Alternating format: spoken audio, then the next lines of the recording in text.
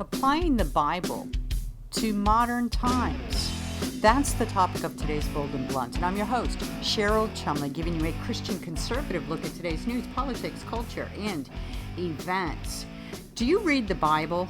And more importantly, do you read the Bible and see how it's playing out in modern times? Do you apply the teachings of the Bible to modern day? If you don't, you're missing out. The Bible isn't just a record of history. It's alive and pertinent to what's going on in today's world events. But you know what? Secularism is coming on strong in America, and that's the big peril for American exceptionalism. Before I get into all that, I want to quickly mention, if you like Bold and Blunt, you can get Bold and Blunt at edify.app, the online platform for your faith-based podcasts. You can also get Bold and Blunt at washingtontimes.com. Just go there, go to my name anywhere on the site, click on it, and scroll to the bottom of one of my pieces, and there you will find some easy peasy directions on how to sign up, either A, for my Bold and Blunt podcast, which comes out Tuesdays and Thursdays, delivered right to your email box, or B, my 3 times a week newsletter that comes out Monday, Wednesdays, and Fridays and contains all my commentaries that I write all day long at the Washington Times, giving you the bullet points you need to fight the far left in this country, or C, a combination of both. You can get my newsletter delivered, which contains my Bold and Blunt podcasts, right to your email box in time for lunch hour. One more quick note. If that's too much work, you can get Bold and Blunt wherever podcasts are offered. American secularism is growing, blasted one Washington Post headline from January 2022.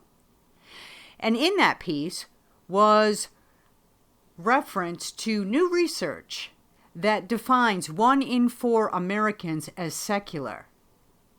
And also this big clanging warning that the impact of this growth of secularism in America will be, get this, big.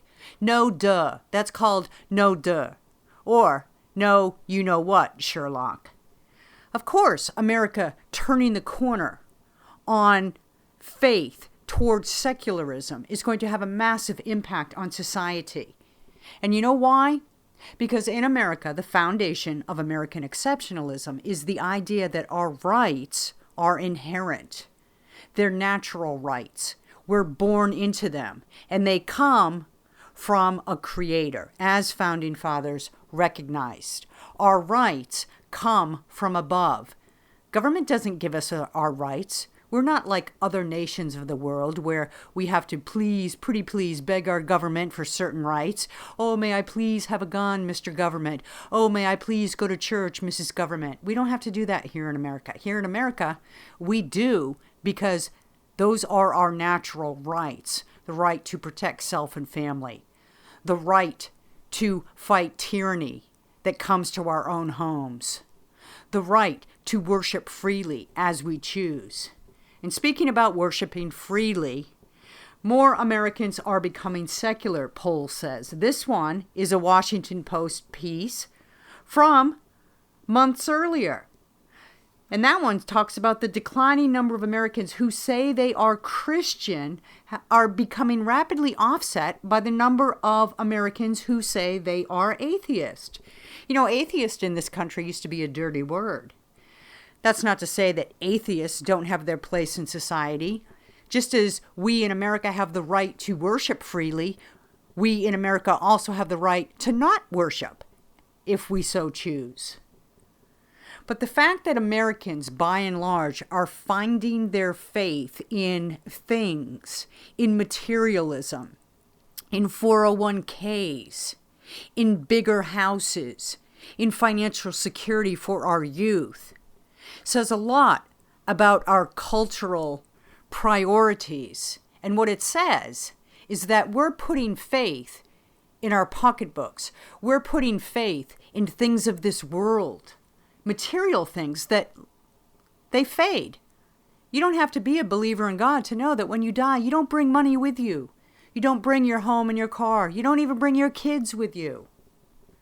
3 decades ago, The Atlantic wrote in 2019, going back even earlier, America lost its religion.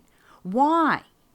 In that piece, it focuses on the nones or the not religious, talking about how the, quote, not religious has become a specific American identity, one that distinguishes secular, liberal, white, I'm quoting from this piece, from the conservative evangelical right.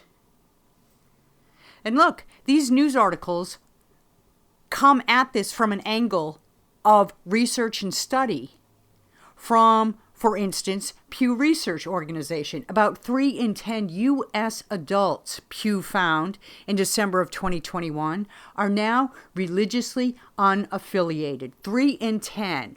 29% Pew found. Just in 2021 are religious nones. Nones, people who say they are atheists, agnostics, or no particular faith at all. And guess what? A more secular America, this is a headline from the New York Times, August 2021, a more secular America is not just a problem for Republicans. Why? Well, I can tell you why. It goes back to my original point, my main theme here. America and secularism mean bigger government. You can't have God-given rights if you remove God. You can't have God-given rights if you take away God from that equation. What's left is a void. And guess what comes into the void? Government. Happily government.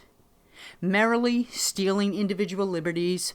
Merrily and busily taking from one to give to another. Happily, merrily, and busily redistributing rights and resources. Gain goes to the one with the biggest voice. Socialists love that system. Socialists hate the idea of God-given rights because it gets in the way of their taking. It gets in the way of their taking and redistributing and giving and buying power, buying votes, buying influence. When you have God-given rights, when you have a nation that's founded on a concept of God-given rights, and a nation of people who are aware of what that power really means, God-given rights. It's my right. It's not yours to give or take. When you have a nation of people who recognize the power of that, government cowers in fear, maybe in anger too, biding their time, waiting for the moment in time where American citizens put their guard down and turn away from God and open the door for government to come in, which is where we are at right now in America. You want to know the root of problems in America? It's the growing secularism. It's the turn from God. It's the refusal to recognize the Judeo-Christian biblical roots of this nation and how those principles play out in modern times. And let me tell you, I have a guest today who understands perfectly how biblical truths, biblical principles play out in modern times. And not just in modern times, but how they forged this great nation. My guest is Dennis Prager. You know him from radio. You know him as a best-selling author. You know him from Fox News and all around the media. But his latest book, The Rational Bible, Deuteronomy, you're in for a treat. If you think Deuteronomy is an old book and it means blah, blah, blah, something you read once upon a long time ago, maybe because your mom made you or your pastor at church made you, or it just came up here and there at certain services and doesn't apply today, too many rules, too many laws, well, Dennis Prager has broken it down so you can understand how Deuteronomy plays out into the DNA of America, the DNA. Dennis, thank you so much for being on Bold and Blunt. I really appreciate your time. Well, thank you. It's a joy to be with you. So let's talk about your latest rational series, The Rational Bible, Deuteronomy. Can you kind of lay the background for Deuteronomy? It's a letter, or it's penned correspondence by Moses to the Israelites. What's sort of the backdrop of that? Well, one of the most important things people listening should know, and it will shock them because it shocked me to learn this. they did a very serious research. They did serious research on what book was most quoted by the founders of the United States of America, secular or religious. And second place was Montesquieu, the French Enlightenment thinker. First place was Deuteronomy. That is how important the founders found this, the fifth book of the Bible, the last book of what is known as the Torah, the 5 books of Moses. It's got the most laws of any book in the entire Bible, over 240. It tells you about everything you can imagine in life, from the most personal to the most macro, like governing a society. And that's the background. It also contains the 10 Commandments, which are originally given, according to the Bible, by God in Exodus, and then summarized almost identically, but some very interesting changes by Moses in Deuteronomy. So I get a chance to explain what I think is the solution to human evil, the 10 Commandments, or as I say often, if you want to defund the police, there is a way. Have everybody observe the 10 Commandments. Now, Leviticus is filled with laws as well. What's the difference if you're a biblical scholar, as you are? What's the difference? Go ahead. That's a very good question. The Leviticus is the most difficult book for most moderns, except for Leviticus 19, which has love your neighbor as yourselves. It also has the one verse that the founders put on the Liberty Bell. You shall proclaim liberty throughout the land to all its inhabitants, from Leviticus 25. So it's very interesting that some of the greatest ideas of all are in Leviticus, but it is disproportionately about ritual, sacrifices, purity, impurity, and the like. Deuteronomy is not almost at all about that. It has a little of it. It's what do you do when you capture a woman in war? Okay, how do you like that? This is 3,000 years ago. You can't touch her. You can marry her, but you can't touch her if you don't marry her. Can you imagine if that had been observed by armies for the last 3,000 years, when we know about the staggering amount of rape and war? This stuff, to say it's ahead of its time is to understate the case. Deuteronomy actually made our time. Our civilization is rooted in the first 5 books of the Bible, and Deuteronomy above all. Which is very interesting and very factually correct, but the leftist assault on religion in America in particular, would have it believed that founding fathers were all deists, and they defined deists as nothing to do with God, atheists. Yeah, well, people should adopt the view that I have after studying leftism since I was at the Russian Institute at Columbia University. Truth is not a left-wing value. It is a liberal value, and it is a conservative value. It is not a left-wing value. It is one of the great many lies, like America's systemically racist, that the founders were deists.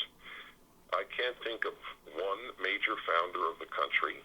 Maybe Thomas Paine would be the one difference, and he's not considered in the same league as the major founders. If by deist we mean people who believed in a God who created the world, like Aristotle believed, and that was it, the unmoved mover, not one of them believed in that. Benjamin Franklin, for example, believed that God judges every human being and every nation. He believed in an afterlife where there is punishment and reward.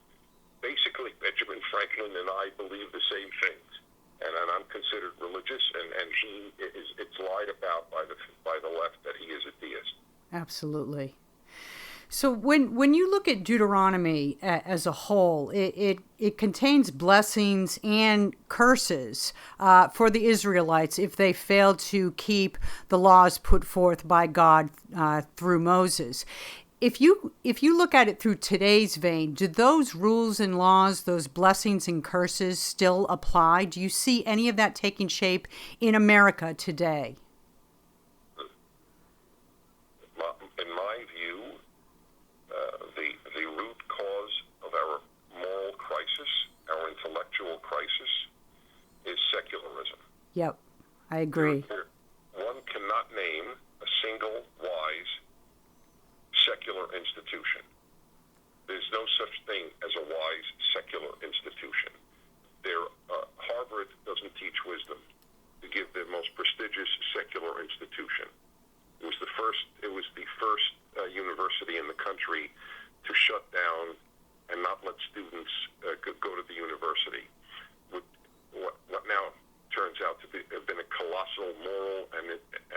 scientific error. Every horrible idea comes from the university, and it is not coincidental that they are the most secular institutions in the country. They were founded to be religious institutions. You couldn't get a BA from Harvard until 1800 if you did not know Hebrew. There is the Yale University insignia is not only in Hebrew. It is what the chief priest in Leviticus wore on his tunic. I'm sure if students at Yale knew this, they would tear it down. I'm sure you're right. If you look at some of the curses that are outlined in Deuteronomy, what particular ones come to mind to apply to America today? Well, the general gist is you will cease to be a nation if you don't follow this basic moral code that I, Moses, am summarizing for you. And that's exactly what's happening. We're ceasing to be a nation. Just to give the most dramatic example, honor your father and mother. This is in the Ten Commandments, so that you will live long on your land. In other words, the continuation of a society is predicated on parental authority, because it gives a child a hierarchy of authority. The parent is above you, and God is above the parent. We have rejected God is above us, and we have rejected that parents are above children. It's the great egalitarian impulse, so that ultimately, and this is the dream of the left, we become our own gods. We determine right and wrong. Not our parents, and not our God, and not, of course, a Bible. I think that's an interesting way how you lay it out, the leadership of parents and how that breaks down society in general when that leadership, when that authority disappears. If you're looking at Deuteronomy as a Jewish person versus a Christian person, are there any differences that you pull? Are there any differences that are taught in Deuteronomy from those two different faiths? Or is it the same? Is it the teaching? It's essentially the same. And what I would offer as a proof text is there are 4,000 reviews on the Rational Bible Genesis, Rational Bible Exodus. Most of them are from Christians. And they're wildly enthusiastic about these analyses.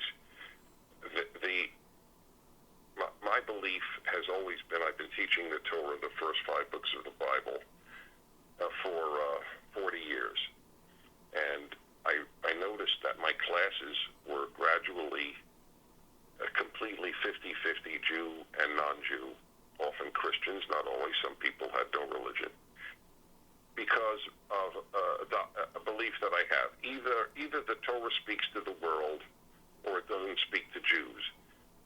To me, the idea that the Torah is just for Jews is like Beethoven is just for Germans. Now, there are some Christians in particular who would look at the Old Testament and say that doesn't apply anymore because Jesus wiped out the Old Testament. Even though if you read the New Testament, Jesus specifically says that he didn't come to wipe out the law. How do you counter that? And how do you make the Old Testament applicable to those who are just beginning their walk in faith? Well, as I often tell people, the only Bible Jesus read was the Old Testament. It's such a bizarre notion. You're right that there are Christians who say that. Look, there are Jews who say that Judaism doesn't believe in the afterlife, which is a lie. Judaism has always affirmed the belief in the afterlife. People should never confuse what Christians say with Christianity or what Jews say with Judaism. I believe there was a certain segment, was it the Sadducees, or there was a certain segment of the Jewish community that in the Bible says that they don't believe in the afterlife. Is that correct, or am I wrong on that? Well, they're not in the Bible, but yes, there was a sect that said that. look, you have sects in every religion that do not say what is normative. Okay. I conduct High Holy Day services, and my lecture this year on Rosh Hashanah actually on Yom Kippur was about the afterlife, and I showed, for example, in Genesis and elsewhere, so many of the biblical characters, it says, and they returned to their kin.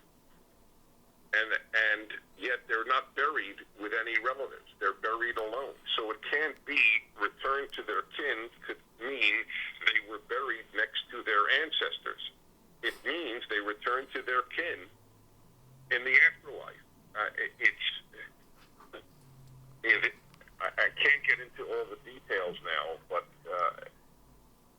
I can't account for Christians who say that the Old Testament, the whole basis of the New Testament, is irrelevant to a Christian. I can't account for the Jews who say there's no afterlife. These people speak from either ignorance or a desire to further an agenda. You can't understand Jesus or the New Testament without understanding the Old Testament. Right.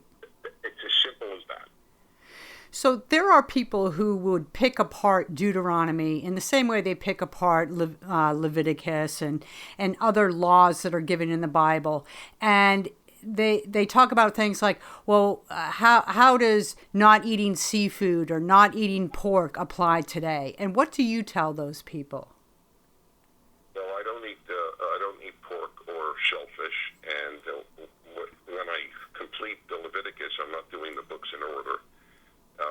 Leviticus is really where all these laws known as kosher are listed, and I explain. But just to give people a hint, every non-kosher land animal, or let's put it better, every carnivorous land animal is not kosher, and every kosher land animal is a vegetarian, for reasons that are not completely understandable, but are nevertheless significant. God or the Bible, depending on your faith perspective, did not want the Israelite, the Jew, to eat animals that killed. Birds of prey are not kosher. Fish that eat the dead, the scavengers, they're not kosher. It's a very complex and brilliant way of having us not be like animals. Animals eat anything that lives. Humans should not. It has served Jews very well in the course of 3,000 years in elevating the act of eating. I remember reading from a pastor some years back that said the reason against eating shellfish was, for example, they were the bottom feeders and they kept the ocean cleaned, which was God's way of performing environmentalism. And I just wonder, is that something that has struck you in the past when you see how God makes things work according to his will like that? It's an interesting theory. And look, there are people who have said that it's a health benefit, that shellfish are more likely to harm an individual than fish with fins and scales. I don't believe that this is a health code or an environmentalist code. It's a code of holiness. That is the way it is described. Holiness in Hebrew also means separate or distinct. The idea of distinctions is the central moral idea of the Torah. And we are abolishing distinctions, most obviously, most incredibly, the male-female distinction. So kosher is part of the distinction idea of the Bible, and I think if we get rid of it, we get rid of civilization as we know it. So that's to me the underlying metaphor. There are distinctions, you should preserve them. You cannot have a piece of clothing that has linen and wool in it, and this is also considered weird and primitive. I think it's brilliant. Wool is from an animal. Linen is from vegetation. Again, God wants us to preserve distinctions, and we are in the process of abolishing every distinction: the parent-child distinction, the male-female distinction, even for that matter, the good and evil distinction. So I think that this preservation of distinctions is one of the greatest innovations of the Torah. Wow, you put that very well. That's fascinating. I know our time is tight right now. I just wanted to throw one more question your way. Aside from applications to Western law, Judeo-Christian principles in America's government, what else do you want people to take away from the Rational Bible, Deuteronomy? Well, I could give you 7 answers that I put in an article that was published a few days ago by Fox News. I don't know if we have the time, but I'll give you one example. Yes, please. Do not show partiality in judgment, Deuteronomy 1:17. In other words, you can't favor the rich man or the poor man in a courtroom. This is, as I explain it, the Torah's antipathy to social justice in favor of justice. Justice and social justice have very little to do with one another. If you're for social justice, you favor the poor man in the courtroom. Guy's poor, he needs the money. The rich man doesn't. Let's favor him. Yet there is a specific law in Deuteronomy: you cannot favor anybody in a courtroom, poor or rich. That alone is, so to speak, worth the price of Deuteronomy. Another one: do not be afraid of anyone. We live in a society of fear. The whole response to COVID was irrational fear. Right. And it has done incredible damage to children and, for that matter, adults. We live in the age of fear. Let's see. I'll give you one more example. I deal with a very interesting law that you have to love God with all your heart, all your soul, and all your might. And I think that this is the most difficult law of the 613 laws in the Torah for many people, and I admit in it that I am one of them. I obey God. I deeply believe in God. I revere God. But I find it hard to love God. I admit it. My father didn't. He loved God with all his heart and all his soul. Given all the horrors in the world, it is not easy for me to love God. And I admire the fact that God tells me to love him. He knows it doesn't come naturally, love of God. So even I'm very human in my understanding of the text. I think it's ultimately divine, and I use reason alone to explain everything. But where I have a hard time, I fully admit it. That's why I think it's the best-selling Bible commentary in America, and I hope it is, because I think it can change lives. So what's the difference between how your father loved God and how you regard God? Because it seems to me if you obey him, then that's a show of love. No. I obey traffic laws. I don't love the traffic department. Okay, good point. Yeah, it's not the same thing, and it's more important to obey. But I do believe that God wants me to love him, so I try. I do, and I'm a little better today than I was 20 years ago. But that does not come naturally to me. Nevertheless, I have to take it seriously because I think that God wants me to love him. And by the way, I find that almost a statement of humility on God's part, that he knows he's not lovable. If he were automatically lovable, there would be no such law. Wow. Another good point. It's filled with good points. I know that sounds, somewhat hubristic, but I'm devoting a decade plus 30 years of teaching it to the most important important answer to our society's problems, the Bible, and specifically the first 5 books. And that's why it's so important to me that people read it. Nobody writes commentaries on Deuteronomy to get rich. And you know why? Because nobody can make it come alive. Like just That's right. Obviously, That's right. just in this few minutes with you, you have made Deuteronomy come alive. And I've read it before. Right. I've read it many times before, but now I want to go back and read it with your words in mind. And I'm going to buy your book. I'm going to read it with delight. The Rational Bible, Deuteronomy, Dennis Prager. Really, thank you so much for not just coming on Bold and Blunt, but for writing this. You're an exceptional interviewer, I need to tell you. Oh, thank you. Thank you so much. It's true. Well, you know I wasn't going to edit out that part, right? Dennis Prager's latest book. You got to read it. You got to read it because it's important, not just for your spiritual education, your spiritual refreshment and discernment, but for the sake of the country. I mean, like he said, it's this kind of information upon which founding fathers forged our great nation. Thank you for listening. I want to remind you, if you like Bold and Blunt, you can get Bold and Blunt at edify.app, the online platform for faith-based podcasts. You can also get Bold and Blunt wherever you get your podcasts. Thank you for all your support. Tune in next time, and in the meanwhile, stay blunt, stay bold.